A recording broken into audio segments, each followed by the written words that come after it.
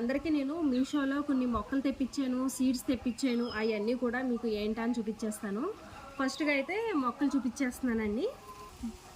పైకి పెట్టుకుంటాను. ఇదైతే బ్లూ కలర్ ఫ్లవర్స్ వస్తున్నాయండి, చాలా బాగుందన్నమాట. ఇదైతే మీకు పిక్ కూడా యాడ్ చేసి చూపిస్తాను, చూద్దరు కానీ. బ్లూ కలర్ ఇవి అంటే చుక్కమల్లి ఉంటుంది కదా, సేమ్ చుక్కమల్లి లాగే పర్పుల్ కలర్లో ఉంటుంది ఫ్లవరు. చెట్టు నిండా పువ్వులే ఉంటున్నాయండి, చాలా బాగుంటుంది.